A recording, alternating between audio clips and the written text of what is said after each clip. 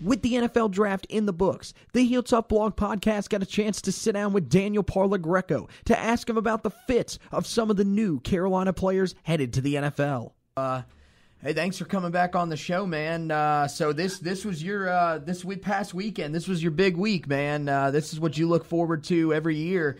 So, just starting out, just kind of tell us, what you thought of the NFL draft this week. And, I think one thing that I think everybody's going to want to know, what did you think of the fourth round picks that they did? I thought the way they went about it with the satellite videos was a little cheesy at times. Are we live right now? Yeah, man. Okay. No. I thought the draft itself was great. Obviously, there were some surprises throughout the draft. Depending on who you read, will be depending on which draft you liked, and a lot of that goes based on how you view these players beforehand. So obviously, as we've seen in the past, some players that were good college players, not great, end up being great NFL players, and the other way around, we've seen guys that were great college players come to the NFL and not even make an NFL roster. So, everybody has different opinions on the draft. I thoroughly enjoyed it. I watched it here at my house, and had a friend over that helps me with some of my draft stuff, and we watched it. And, some of this stuff was a little bit interesting. Obviously, a lot of it is now they're trying to make it more entertaining for the average fan who, is sitting from home. It's more of an entertainment spectacle, as we saw from the ratings this year. The numbers just keep going up. The NFL is trying to milk every single month in the off season so that the entire year is completely owned by the NFL, especially considering the NFL is really only a 3-month sport. But they've gotten to the point now where they own the spring, they own February and March and April now, going into the beginning of May, and then you kind of have a few quiet months in June and July before training camp start. But I thought the draft itself was great, and I'm excited about next year, and just looking back and seeing which of these players really sticks and has an impressive rookie season. Yeah, so I mean, you know why we're here, man. This is a Tar Heel football podcast. So, there were some guys that got drafted. The first one to go off the board was MJ Stewart in the second round with the 51st pick to the Tampa Bay Buccaneers.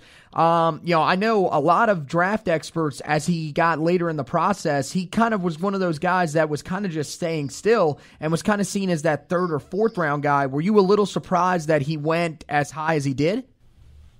A little bit.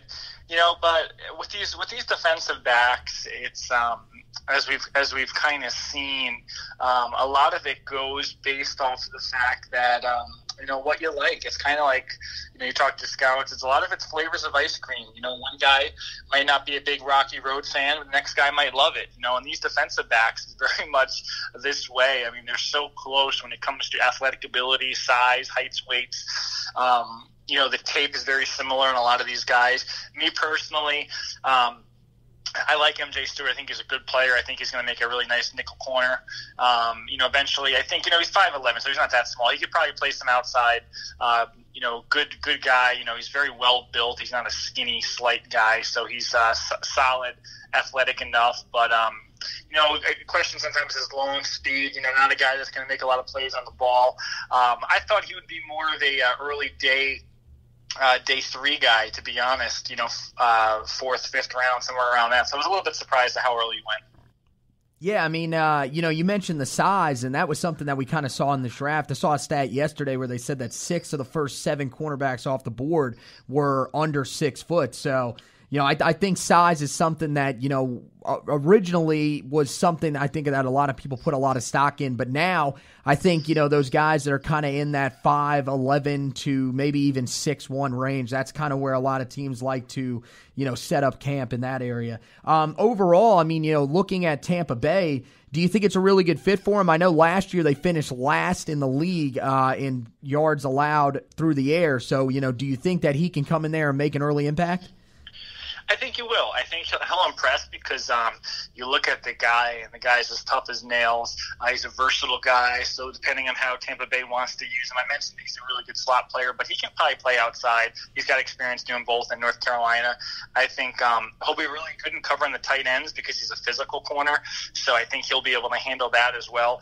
I think he'll be a guy that's going to probably play very early for Tampa Bay and a guy that's going to get valuable snaps as a rookie.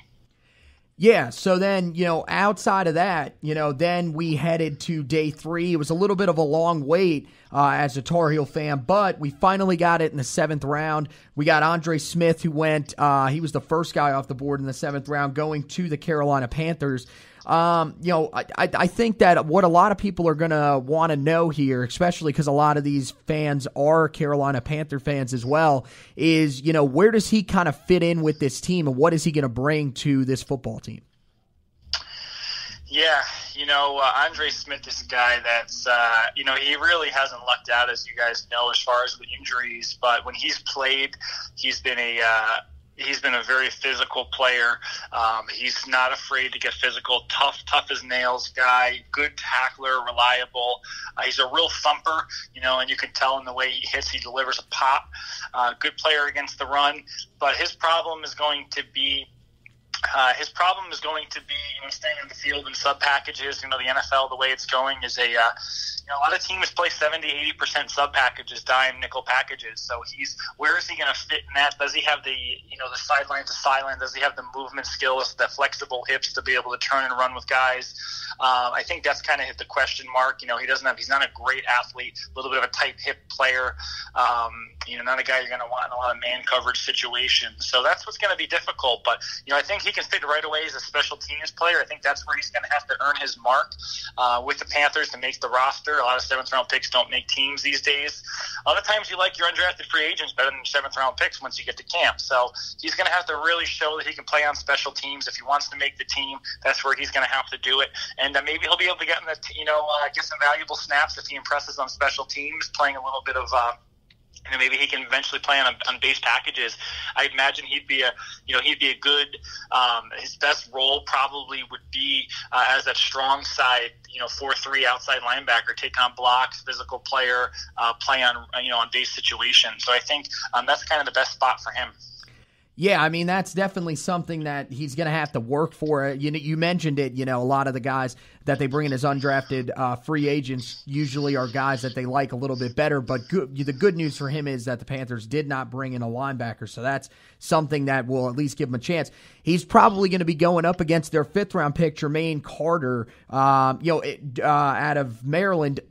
Tell us kind of what Jermaine Carter brings to the table, and if you think that who do you think is the better fit for the Panthers?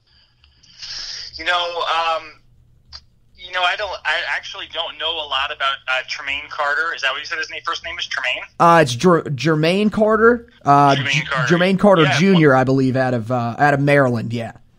He's one of those guys, every year you have a few of those guys that don't make your I didn't see a lot of Jermaine Carter, playing at Maryland, but a little bit of a different type of player, a guy that's, similar, very active, good special teams player, tough kid, but, he's a smaller guy. Andre Smith is a big physical guy, a thumper type. Jermaine Carter is a smaller player, only 222 pound linebacker, smaller guy. Not, despite his size, not a great athlete either.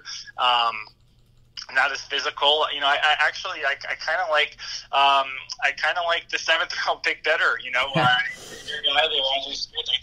think he's a better player. Jermaine Carter. I watched a little bit of him, but like I mentioned, he's not really a guy that I thought was going to get drafted, so I didn't watch a ton on him. But kind of a little bit of a reach, I thought, for Carolina there. So I think I wouldn't be surprised at all if Andre Smith ends up being a better NFL player and making the team over Jermaine Carter, even though Jermaine was the 5th-round pick. Yeah, good news there for Andre Smith. So then we turn to the guy that got picked second to last in the draft, not Mr. Irrelevant, but pretty close. In Austin Proehl, goes to the Buffalo Bills. This was one that I think to me, it didn't really shock me considering some of the wide receivers that we had seen being taken off the board. There were a lot of good wide receivers that were left on the board. So, for Austin Proehl to get selected, I'm not saying that Austin Proehl isn't a good player, but I thought that there was definitely a chance that somebody would take a risk on him. And, what do you think about Buffalo taking a risk on, Proehl and what he's going to bring to, a Bills team that, at this point, at the wide receiver position, really isn't that loaded? Yeah, obviously he's got good bloodlines there with his father, Ricky Proehl. With wide receiver very similarly to cornerback, there's a lot of guys every year that end up making NFL rosters that go undrafted. So, I personally, I don't think it's a terrible thing that he got picked in the 7th round. I think he's got a chance. He impresses in camp like a lot of these kids. A guy that, similarly to Andre Smith has had some health issues, staying healthy. He's gonna have a tough time making the roster. This, and generally in training camp, you're looking at probably, at least 10 wide receivers battling for playing time. So he's gonna have his work cut out for him. He's gonna have to really impress, make his mark playing the position the way he does, showing that he can play outside as well as in the slot. A guy that's going to have to catch everything. He's not a guy that's going to wow you as far as the physical traits, but a guy that's going to be reliable. When he does play, he's going to catch everything, and he's going to have to show those traits very quickly in camp to show that he can compete and be a reliable target there for Josh Allen. Yeah, I mean, it's kind of a similar situation to Andre Smith. They picked a wide receiver in the 5th round as well. How does he stack up when it comes to, battling against Ray McCloud, who's going to be a slot receiver as well and may have some special teams value? Yeah, the problem with Ray, he's got some off the field concerns. So Proehl has that going for him. Everything you guys know down there is he's a great kid, a guy that's going to work his butt off every single snap. So he's going to have to impress the coaching staff, which he has a chance to. He's not going to have the physical traits of Ray. Ray's obviously an extremely good athlete, extremely explosive. He's got the return capabilities to make a big play out of anything. But Proehl is going to have to show the coaches that he can pick up the playbook fast. He can catch everything in sight. He's going to be a reliable target. Maybe he'll develop some sort of chemistry with Josh Allen there. So they're going to battle it out, I'm sure, for valuable play snaps. And Proehl's going to have to beat him in the intangibles, in the offensive, the mental side of the game, and also as far as in training camp, showing that he has a little bit more versatility, that he can play outside. He's not limited to just a slot player like Ray might be. Yeah, I mean, one thing I think they're going to like about him is his ability to run routes. He's one of those guys that I think that was probably his best attribute, and a lot of people just really didn't know that about him coming in. So, the last thing I'll ask you, we had a good amount of undrafted free agents. I remember when I talked to you the last time, you were pretty high on Bentley Spain. He's going to be with the Jets. Donnie Miles with Atlanta. I think those are the two guys that are going to be the undrafted free agents that might have a shot at making their rosters. Do you think either one of those guys really stands a chance? It's so hard to say. With offensive tackles, you always have a chance when you have that kind of size like Bentley Spain does. A guy that's extremely raw, but when it comes to a guy that has that sort of size, if he shows anything, throughout training camp, I think teams are going to be inclined to keep him because generally teams in the NFL, they like to have 1 or 2 developmental players on the practice squad. NFL practice squads have they moved up last year to 10 guys.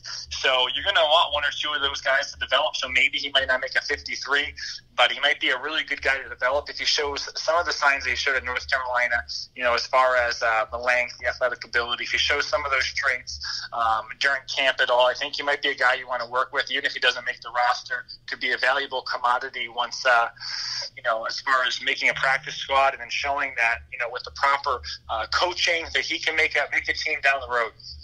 Yeah, so now, as I think a lot of people know, the NFL draft process is continuous. So now it turns to 2019. I mean, yesterday I saw Matt Miller already released a first-round projection for next year. So you guys, if you love the draft, you guys are really, really, it's nonstop for you guys. So I know you've probably taken a look at some of the guys. who are some of the names that you are watching right now on the 2019, for the 2019 draft on the Tar Heels this season? Yeah, as far as the Tar Heels, it's hard for me to tell you off the top of my head. I don't. I try not to watch a lot of underclassmen. When I go over my mock draft, when I go over my draft guide for the year, so I don't watch a ton of underclassmen. So I'll probably start watching, getting a little bit of a heads up in the coming months. You'd probably know a lot better than me as far as underclassmen for the Tar Heels. But obviously, the ACC in general has a lot of guys that are going to be intriguing this year. Especially with, you think about Clemson, some of the defensive linemen they have, North Carolina State. There's a lot of guys in the ACC that are going to be impressive and be first-round picks. So I'm going to have to touch up a little bit more on the Tar Heels in the coming months. But I'm sure, based on what we've seen, they're going to have some guys coming up that are going to be intriguing. All right, man. Hey, thanks very much. And I'll tell you, two guys to keep an eye on in that class: Anthony Ratliff-Williams, the wide receiver / kick returner, and then Malik Carney on the defensive line is another one to keep an eye on. So, hey, thanks, man. Thanks for coming on and telling us, what we can expect from our guys as they head to the next level. Thanks, man. I'll have to take a look at those guys. I'll put them down on the list, and I'll watch them soon. You think they'll be out next year? Those guys are going to come out in 2019? Yeah, I think Carney is definitely going to come out, and Ratliff-Williams will be interesting. He's going to be a junior, so that's one of those guys that's going to be an underclassman, but is one to keep an eye on if he has a massive season. He could probably end up declaring. So, yeah, man, we'll have to have you on definitely sometime down the road. I know, we've been bugging you a little bit here lately, so we'll give you a little bit of break, but we'll definitely have to have you back on. All right, man? Thanks very much, man. All right, man. You take care. All right, take care.